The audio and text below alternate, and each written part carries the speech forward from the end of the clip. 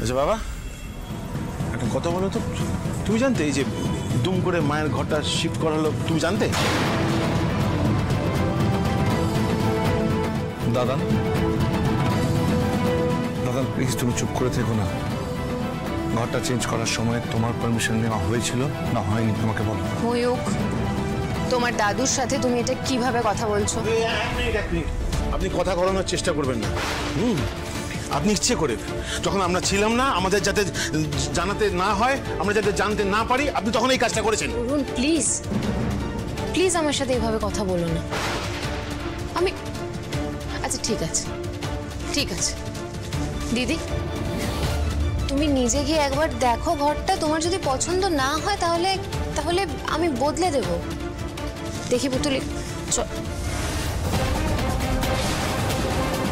এত কিছু করতে হবে না পুতুল, তুই আমাকে আমার ঘরে নিয়ে চল। কোন ঘরটা সেটা আপনি দেখিয়ে দিন।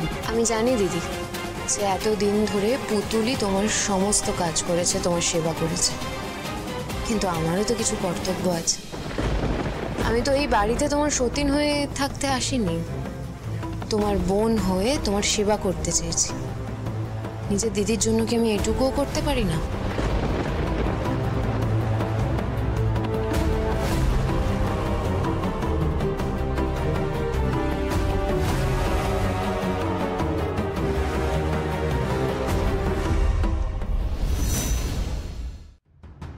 দেখেছিস ছোট মাঠান কত ভালো, হ্যাঁ কি বড় মনের মানুষ, সবাইকে কি সুন্দর আপন করে দিয়েছেন।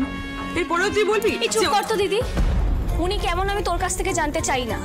আর কি হচ্ছে না হচ্ছে আমার দুটো চোখ আছে, আমি দেখতে পাচ্ছি।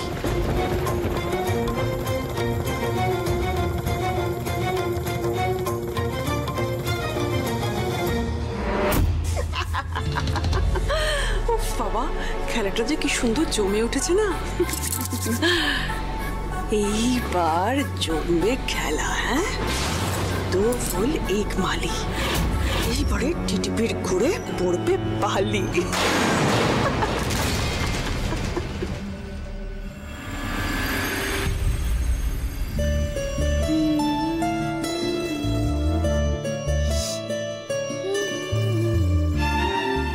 এখনো ঘুমায়নি? না, ও ঘুমিয়ে পড়ার পরও দোল দিতে হয়, যতক্ষণ না গভীর ঘুম হয়, নাহলে উঠে পড়ে সঙ্গে সঙ্গে।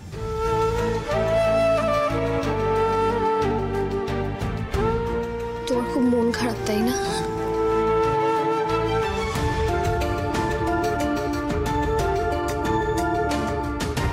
আমার একদম কিছু ভালো লাগছে না জানো তো, কোনো কাজে মন বসছে না।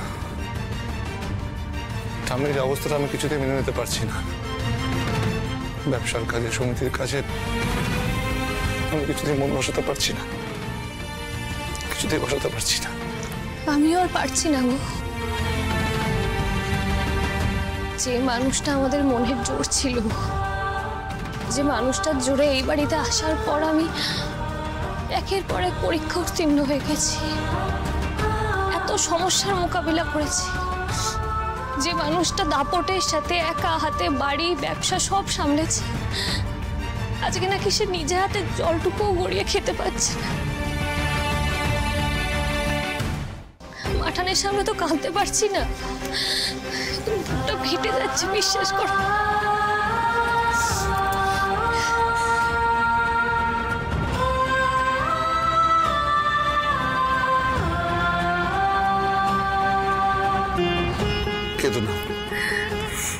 না না, আমার এভাবে কান্নাকাটি করাটা একদম ঠিক হচ্ছে না।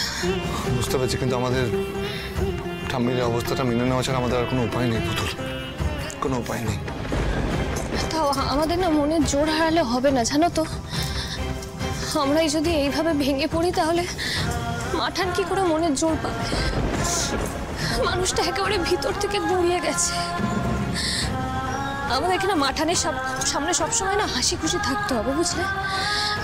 যাতে মাঠান মনে জোর পায়, যাতে মাঠান নিজে থেকে আবার ভাবতে পারে নিজের পায়ে দাঁড়ানোর কথা। ঠিক আছে, আমাদের মাঠানের সামনে ভেঙে গেলে চলবে না, একদম চলবে না। ঠিক বলছো, মনের জোর হারালে হবে না। আমি একটা ভালো ফিজিওথেরাপিস্টের ব্যবস্থা করছি, তো গ্রামে পাওয়া যাবে না, কিন্তু টাউনে খোঁজ করলে ঠিক পাওয়া যাবে।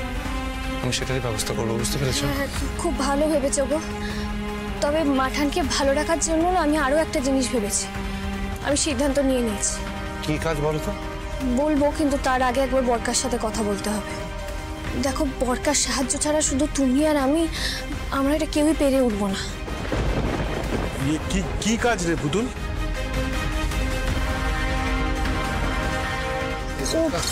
বরকা, এসো এসো, ভিতরে এসো, দাঁড়িয়েছো কেন? এসো এসো, না মানে বসো। ঠিক আছে বলছি যে আসলে তোরা কথা বলছিলে, আমি দুম করে তোদের কথার মধ্যে এখানে ঢুকে গেলাম। আসলে আমি না ভাবছিলাম যে মাকে নিয়ে ভাবছিলাম যে মাকে ভালো রাখার জন্য কি করা যায়।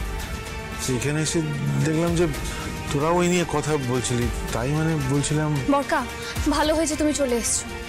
তোমার সাথে একটা খুব জরুরি কথা বলার আছে। মাঠানের ব্যাপারে আমি একটা সিদ্ধান্ত নিয়েছি, তোমার সাথে একটু কথা বলার ছিল। হ্যাঁ ঠিক আছে, বল না। তুই আমাকে কি করতে হবে? মাকে ভালো রাখার জন্য আমি তুই যা বলবি করতে রাজি আছি, বল। মাঠানকে ভালো রাখার জন্য এই বাড়ির একজনের কাছে আমাদের একটা অনুরোধ করতে হবে। যদিও জানি না তিনি অনুরোধ রাখবেন কিনা। ওনাকে অনুরোধ করাটাই ছোট মুখে বড় কথা হবে কিনা, কিন্তু চেষ্টা তো একবার করতেই হবে। তুমি কার কাজে অনুরোধ করতে চাইছো? কি অনুরোধ করতে চাইছো?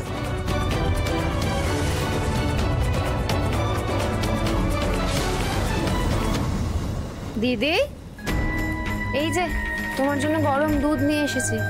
ওষুধ খেয়ে দুধটা খেয়ে নেবে, তারপর আমি তোমাকে শুইয়ে দেবো। হ্যাঁ, দেখবে বালিশে মাথা দিলেই ঘুম এসে যাবে। কেন? ও মাই, কি মুখ ঘুরিয়ে আছো কেন? মুখ ঘুরিয়ে থাকলে হবে? ওষুধগুলো তো খেতে হবে, ডাক্তার অনেক ওষুধ দিয়েছেন, শরীর খারাপ তো। আমি বুঝতে পারছি না আপনি আমার জন্য এত কেন করছেন, ভাবছেন বা কেন এত? আমি না ভাবলে আর কে ভাববে শুনি? আমার কথা ভাবার জন্য এ বাড়িতে অনেক লোক আছে, আপনি না ভাবলেও চলবে। আহা, এভাবে উত্তেজিত হচ্ছ কেন? শান্ত হও প্লিজ। এই অবস্থায় আরেকটা অ্যাটাক হলে কিন্তু বাঁচানো যাবে না। ওই দেখো, আমার ওপর সেই রেগে আছে। ওষুধটা খেয়ে নাও প্লিজ। ওষুধ খাবো না আমি। পুতুল কোথায়? পুতুলকে ডেকে দিন, পুতুলের হাতে আমি ওষুধ খাবো। পুতুল তো ঘরে আছে, হয় রেস্ট নিচ্ছে। ময়ূকও অবশ্য ঘরে আছে, হয়তো ওরা স্বামী স্ত্রী একটু সময় কাটাচ্ছে। এখন ওদের টাকাটা বোধহয় ঠিক হবে না। তাছাড়া কার ভালো লাগে বলো তো সবসময় রোগীর সেবা করতে? চুপ, একদম চুপ। পুতুলের নামে একটাও বাজে কথা আমি শুনবো না। পুতুল সেরকম মেয়েই নয় যে ঘরে শুয়ে বিশ্রাম নেবে আমাকে এই অবস্থায় ফেলে। আমার দাদু ভাইও সেরকম মানুষ নয়। আগে এবারের লোকজনকে চিনুন, জানুন, তারপর তাদের সম্পর্কে কথা বলার চেষ্টা করবেন। আর আমি সত্যিই বুঝতে পারছি না আমার জন্য আপনি কেন এত ভাবছেন। তুমি আমায় এভাবে কেন বলছো বলো তো? আমি কি তোমার জন্য কিছু করতে পারি না? আমি কি তোমার পর? আপনও নন। হ্যাঁ, আপনি শ্যামলকান্তি রায়চৌধুরীর দ্বিতীয় স্ত্রী, তাই তার উপর আপনার অধিকার আছে, কিন্তু আমার উপর নয়। তিনি আপনার আপনজন বলে আমাকে আপনজন যদি ভেবে থাকেন তাহলে সেটা ভুল। এই ধারণা থেকে আপনি বেরোন। এবারে কেউই আপনাকে কখনো আপন করে নেবে না, সেই স্থান কোনোদিনও আপনাকে দেবে না, কখনো না। তুমি কেন এইভাবে উত্তেজিত হচ্ছ বলো তো? শুধু শুধু আমার ওপর রাগ করে নিজের শরীরটা খারাপ করবে। আর একটা কথা কি জানো? মানুষ যাকে সব থেকে বেশি আপন ভাবে তার উপরই সব থেকে বেশি রাগ করে। পর ভেবে আমাকে দূরে ঠেলে দিও না দিদি। জীবনে মানুষের কখন কি হয় কে বলতে পারে বলো তো? জীবনটা তো একটা পাশা খেলা। পাশা পাল্টে গেলে অনেক কিছু বদলে যেতে পারে। আশেপাশের মানুষগুলো হয়তো দেখলে যে একদিন আমাকে অবলম্বন করেই তোমায় বাঁচতে হচ্ছে। এই সংসার বাড়ি সব আমার কথা মতন চলছে। এবারের কেউ আমায় পর ভাবছে না, সবাই আমার কথা মেনে চলছে। কপালে কি লেখা আছে সে তো আর কেউই আগে থেকে জানে না, তাই না দিদি? মানে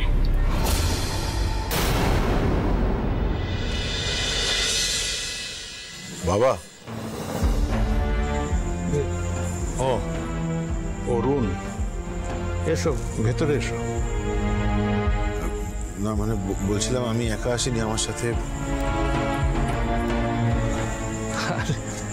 আরে তোমরা বাইরে দাঁড়িয়ে আছো কেন? এসো এসো, ভেতরে এসো, ভেতরে এসো, এসো এসো, এসো।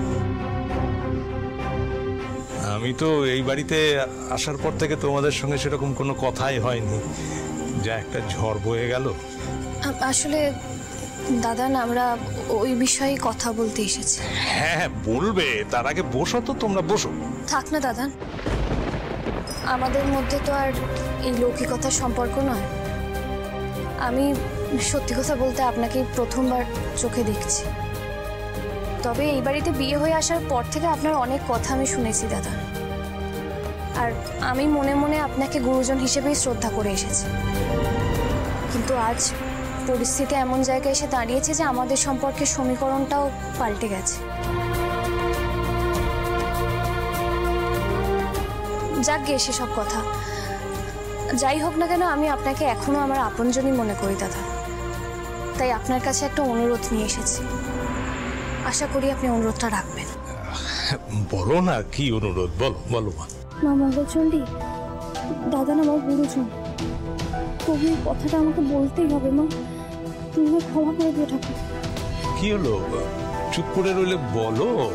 দেখো, আরে তোমার মনের মধ্যে যা আছে তুমি নির্দ্বিধায় বলো। তোমরা তো আমার সত্যি আপনজন। আমি তোমার কথা আগে জানতাম না, এই বাড়িতে আসার পর থেকে তোমাকে দেখছি। তুমি কিন্তু এই বংশের উপযুক্ত বউ। এই ভরা সংসার যে আমি দেখতে পাচ্ছি চোখের সামনে, এটা যে আমার কত বড় পাওনা। শুধু যোগমায়ের উপর দিয়ে যে বিশাল ঝড় বয়ে গেল, সেটা আমি কখনো চাইনি। সবই আমার কপাল। কিন্তু দাদান, শুধুমাত্র কপালের লিখন বলে মেনে নিয়ে চুপ করে যদি আমরা বসে থাকি, তাহলে মাঠানকে আমরা ভালো রাখতে পারবো না। আর মাঠানকে ভালো রাখার সব থেকে ভালো একটা উপায় আমরা ভেবেছি। বাহ, খুব ভালো করেছো। কি ভেবেছো বলো মা, বলো। আসলে দেখুন, আমি জানি না আমার আপনাকে এই কথাগুলো বলা উচিত কিনা, কিন্তু বিশ্বাস করুন শুধুমাত্র মাঠানের কথা ভেবে আমি তো তুমি বলো না মা, নির্দ্বিধায় বলো, বলো। দাদান, আমরা চাই আপনি আপনার দ্বিতীয় পক্ষের স্ত্রীকে নিয়ে এই বাড়ি থেকে চলে যান।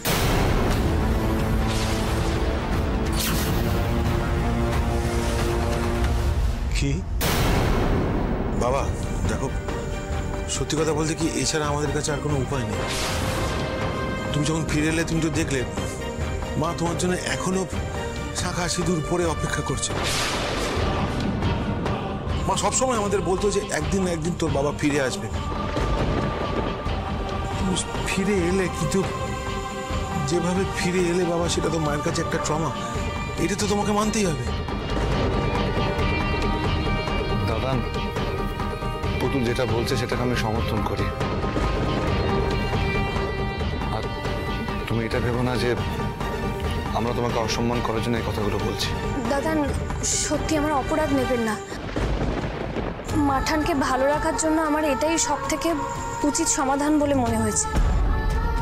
আপনি যদি মাঠানকে ভালোবেসে থাকেন, যদি মাঠানের ভালো চেয়ে থাকেন, যদি আপনার মনে হয় যে ওই মানুষটাকে ভালো রাখার দায়িত্ব আপনারও, তাহলে আমি আশা করি আপনি আমার অনুরোধটা রাখবেন।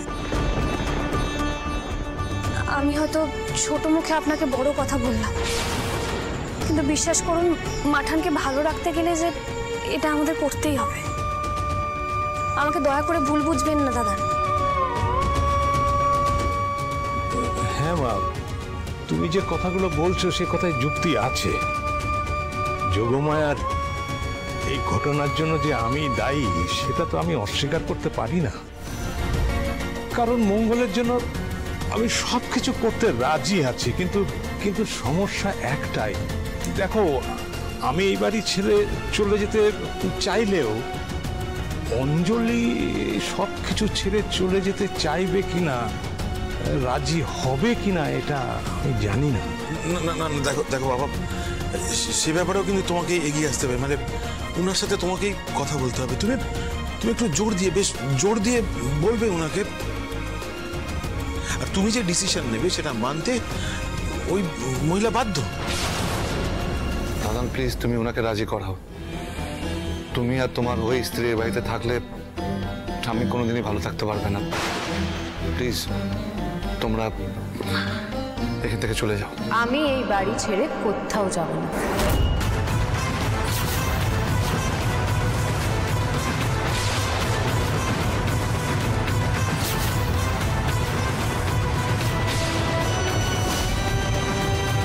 আর ময়ূক, একজন স্ত্রীকে তার স্বামীর বাড়ি ছেড়ে তুমি চলে যেতে বলতে পারো না, এইটা তোমার জানা উচিত ছিল। তাছাড়া আমি কেন যাব বলো তো? আমার তো কোনো দোষ নেই। আমি যখন থেকে এই বাড়িতে এসেছি তোমাদের প্রত্যেকের সাথে অ্যাডজাস্ট করার চেষ্টা করছি, কিন্তু তোমরা আমায় মানতে পারছো না। সেটা তো আমার দোষ নয়। এটা আমার শ্বশুর বাড়ি, আমার স্বামীর বাড়ি। তাই এই বাড়িতে থাকার তোমাদের যতটা অধিকার আছে, আমারও ঠিক ততটাই অধিকার আছে। হ্যাঁ, মানছি আপনার সেই অধিকার আছে, কিন্তু কি বলুন তো, মাঝে মাঝে আপনজনদের স্বার্থে অনেক অধিকার ছাড়তে হয়, সেটাই মনুষ্যত্ব। আর আপনি তো এত বিচক্ষণ কথা বলেন। এই বাড়িতে আপনারা আসার পর থেকে যা যা ঘটনা ঘটেছে, মাঠানের শরীরের যা অবস্থা হয়েছে, এই বাড়িতে যা পরিস্থিতি তৈরি হয়েছে, তারপরেও কি আপনাদের এই বাড়িতে থাকার সাজে বলুন তো? খুব বড় বড় কথা শিখেছো না পুতুল? মানাক আর নাই মানাক, আমি এই বাড়িতেই থাকবো, আর এই বাড়িটাকে আমার পায়ের তলায় রাখবো। দেখো পুতুল, আমার কিন্তু মনে হচ্ছে যে তোমরা একটু বেশি ভাবছো। আচ্ছা, নতুন বউ বাড়িতে এলে তার সাথে মানিয়ে নিতে তো সবারই একটু সময় লাগে, তাই না? আমি শিওর তুমিও যখন এ বাড়িতে এসেছিলে তোমার সাথেও এটাই হয়েছিল। দেখো, দেখতে গেলে কিন্তু আমিও এই বাড়িতে নতুন বউ। আমি বলি কি, সবটা সময়ের হাতে ছেড়ে দাও, দেখবে সব নর্মাল হয়ে গেছে। কিছুদিন পর দেখবে যে আমায় নিয়ে আর কোনো অস্বস্তি হচ্ছে না, আর আমার এই বাড়িতে থাকা নিয়েও কোনো প্রবলেম হচ্ছে না। কথাগুলো যেভাবে হেসে হেসে মিষ্টি করে বলছেন উনি, মনেও কি তাই ভাবছেন? ওনার চোখ তো তা বলছে না। কথা বলার ধরনটাই যেন অদ্ভুত, মনে হয় যেন মুখে এক আর মনে মনে আসে।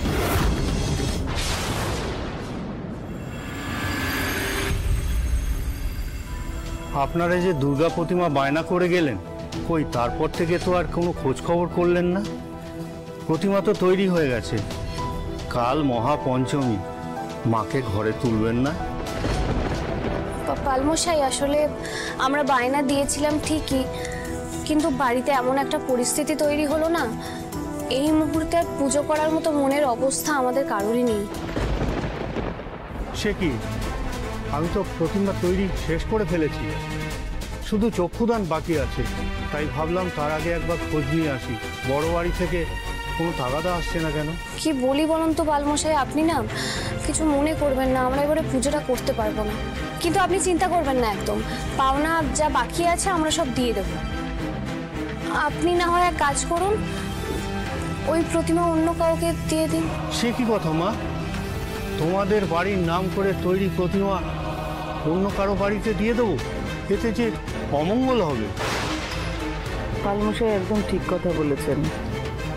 মাকে এ বাড়িতে আনার পরিকল্পনা করেও আমার শরীরের কারণে যদি না আনতে পারি, সেটা ঠিক হবে না, একদম অনুচিত হবে। তোমরা সবাই পুজোর আয়োজন করো। বাহ, এখনো এত তেজ? কদিন থাকে দেখবো। মাঠান, এটা আপনি কি বলছেন? এটা কি করে সম্ভব? মানে পুজোর কোনো প্রস্তুতিই তো হয়নি।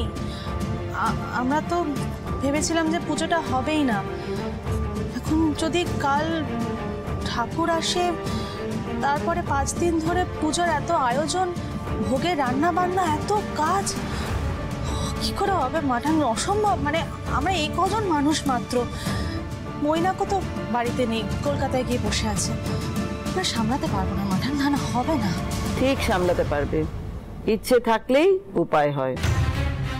আর তাছাড়া আমি তো এখনো আছি, আমার চলার ক্ষমতাটা চলে গেছে, মরে তো যাইনি। ঠাম্মি,